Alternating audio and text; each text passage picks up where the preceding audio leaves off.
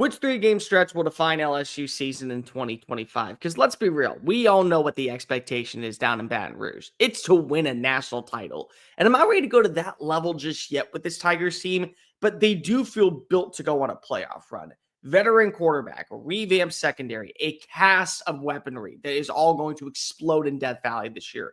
And Brian Kelly has made it clear, I got to start winning now. This team can win now. If you look at them just top to bottom, they feel like one of the 12 best teams in America. But we got to see them in action. And 3 games I truly think could define how we view LSU as an actual threat if they are to make it to the college football playoff.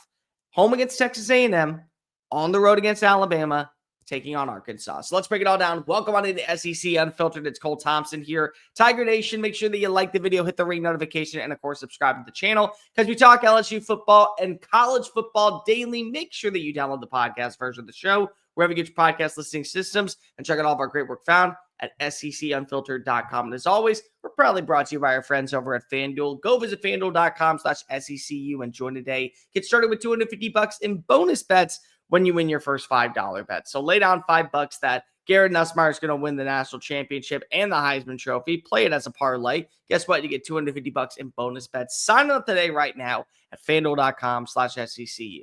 Now, I want to preface this. I'm not saying that the Clemson game or the Oklahoma game or the Ole Miss, the South Carolina game, they don't matter. They do.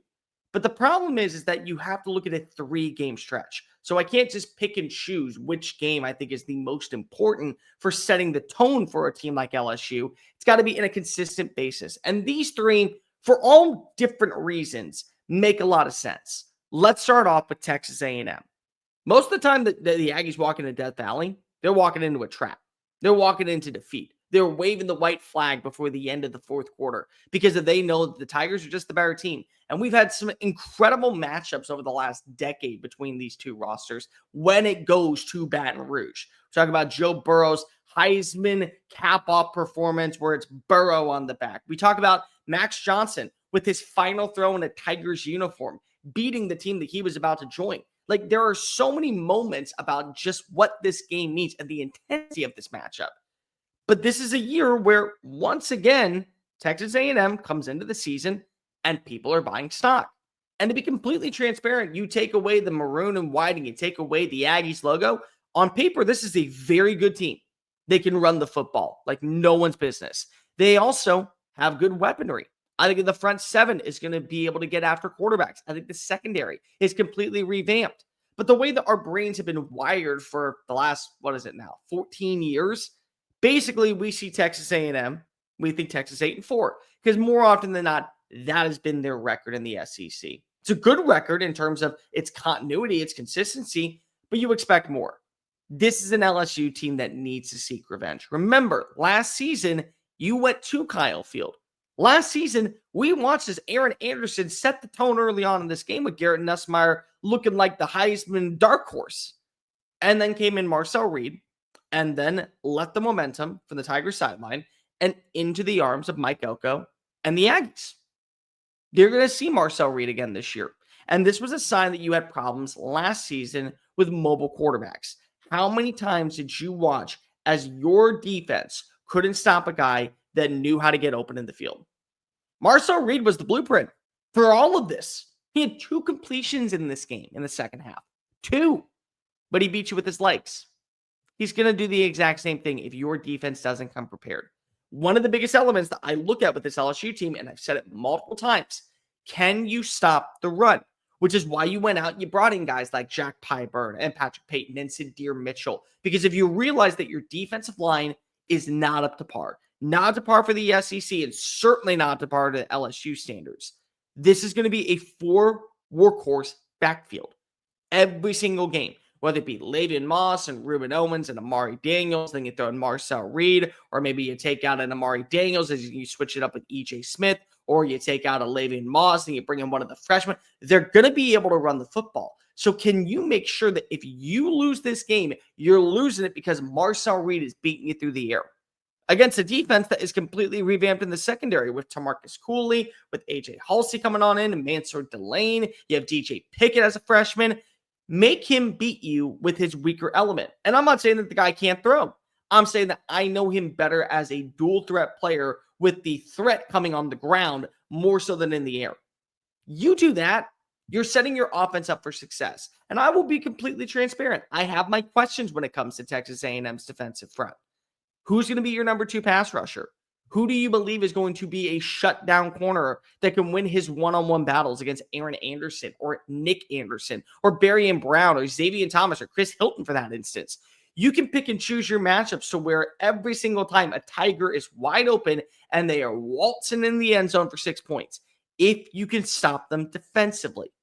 It all comes down to making sure that Marcel Reed stays well in that pocket and that your defense is forcing him to throw the football. And if he wins through the air, he wins through the air. But it's death, taxes, and Death Valley on a Saturday night against Texas A&M. You think that I'm going to put my money on the Aggies? No shot in hell. Bye week comes on up, then game 2. It's the Alabama game. And let me give you a brief little history lesson. We've talked about this before. If you're LSU and you want to win a national title, you have to beat Alabama in Bryant-Denny Stadium. Now, I'm not saying it's happened every single year, but if you look at every single time since 2000 that the Tigers have gone to a national championship game, they've beaten the Crimson Tide in their own backyard. 2003, 2007, 2011, 2019. 3 of those 4 culminated with the national championship attached to their name.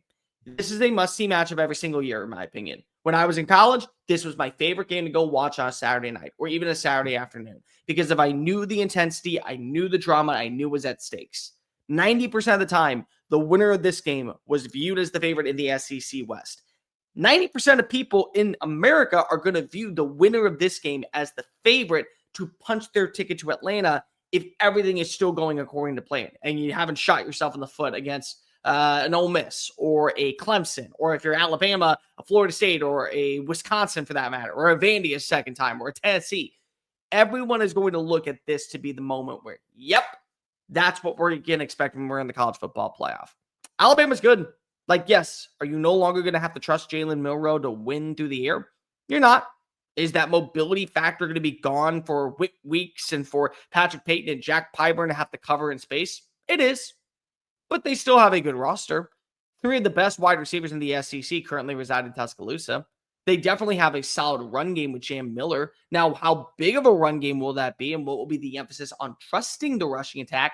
That's up for debate, but they do have talented players, and their defense is going to cause fits. LT Overton, Deontay Lawson, Justin Jefferson, Keon Sabb, Damani Jackson, Xavier Brown, not to mention a slew of names I haven't even gotten to that are freshmen or newcomers in this program.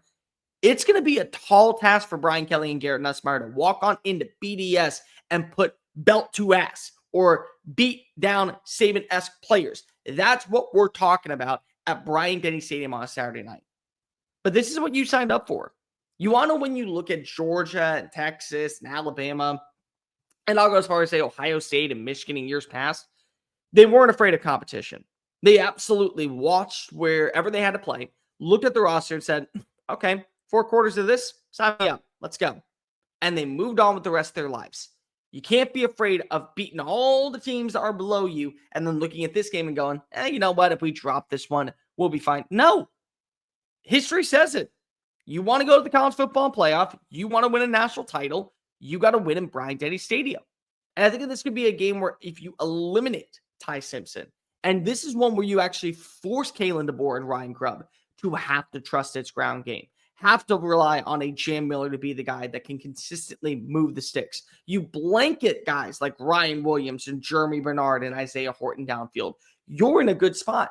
And if you can just win your one battle, doesn't have to even be your star receiver. Could be your tight end like Bauer Sharp or Donovan Green. It could end up being a running back out of the backfield. Win your battle to get into space and constantly move the sticks. And then the red zone, find one player. A 7-0 win is a 7-0 win. Remember, it's still a WIN. That's all you care about. And you walk on in to your next matchup feeling mighty high and confident. You got to win in Tuscaloosa. In my opinion, you want to prove to the nation that you belong in the national championship conversation. Do what you did in 2003, 2007, 2011, 2019. If you can do that, I'm going to start believing a lot more in the Tigers. But here's the problem. You believe in that game, the letdown game. This is what happens all the time. And I've watched it up close and in person with multiple teams. Texas A&M, Texas, LSU, Alabama. I'd even throw South Carolina into the mix a little bit. Ole Miss certainly belongs in this category. You get the monumental victory. You get to beat Goliath. You waltz into next week feeling high and mighty and a little bit cocky and arrogant. And the team that you're playing, yeah, they want to knock you down a peg. And so you lose the game. That's why I put Arkansas on this list. I think Arkansas has a talented quarterback in Taylor Green. It's year 2 with Biotrino calling the shots. On top of that, what if at this point, one of the several wide receivers that they brought in this offseason looks like he's a dude, looks like he's a difference maker? What if the defense is able to find 3 or 4 players that absolutely are setting the standard? And maybe Arkansas at this point has an upset win or two, like they beat Notre Dame or they beat Texas A&M. And then this is the moment to where, hey, Sam Pittman, you want to save your job. You want to have a nice paycheck coming back in 2026. You beat LSU. We don't even care what you do the rest of the season. That's what we're talking about. But it's not even for an Arkansas standard. This is for an LSU standard. Because in the college football playoff, if you aren't that first round bye team, you have 4 games to reach the national championship in the ultimate goal. 4. So that means you can't have a great performance against, I don't know, SMU or a Baylor or an Arizona State in the first round and then think, okay, we did really good. Then you beat the number 1 seed. Oh, but don't worry about that number 2 seed because you already beat the number 1 seed. No, every Saturday counts, including the ones to where you think that you are the superior team. And in this matchup, far and away, LSU was the superior team. They have a better defense. They have a better personnel. They have a better coaching staff. They have a better run game. They have a better quarterback. They have a better wide receiver room. They have a better game plan, and they're going to have a tougher schedule. But I still look at all of this and I say, you can't afford to allow a team like Arkansas to be your downfall. Because you know who does that? We watched that last season with Alabama against Oklahoma. Their downfall. Ole Miss, built to win a national title. They lose to you, but yet somehow beat Georgia. And then proceed to lose in the fourth quarter to a Florida roster or a Kentucky squad. Texas A&M, they were 7-1 going into the month of November. And then they marched into Willie B and they walked on out realizing we have to win out to get into the postseason. That was it. So do you want to be that team? Because that's what Arkansas will do. It's a sleeper game to where people are not going to be as enthusiastic after the 2 games you just played. And you got Western Kentucky and Oklahoma to close out the year. You win this one, I don't even know what you need to do against Oklahoma. At this point, the season might be decided. You're sitting with 10 wins. You got to just get to the college football playoff. At that point, you're pretty much set. That might be it. You can lose to West Kentucky. You can lose to Oklahoma at the end of the day because you're sitting undefeated. Or you have 1 loss. You can afford 1 loss if you need to. You don't have to even worry about Atlanta. But the trap game. Play against Texas A&M really well because if it's in your backyard and you want revenge for last season, beat Alabama. Because when you do, you're viewed as a national championship team. And then don't fall for the trap game against Arkansas in a win later on. You can't afford that type of stuff. You do that, it's the most important stretch. It makes you feel like that you are one of the more complete teams in college football. And the complete teams in college football, they can win the national title. Let me know in the comment section down below, though, which 3-game stretch is your most important for LSU? Like, review, hit subscribe. Make sure you're following us on all social channels, TikTok, Facebook, Instagram, Twitter, at SEC Unfiltered. Follow us on the social channels at Mr. Cole Thompson at SEC Unfiltered. And check out all of our great work found at secunfiltered.com. Until next time, folks, I am Cole Thompson. Go Tigers. I promise you. You win those 3, you're in the playoff. Bye.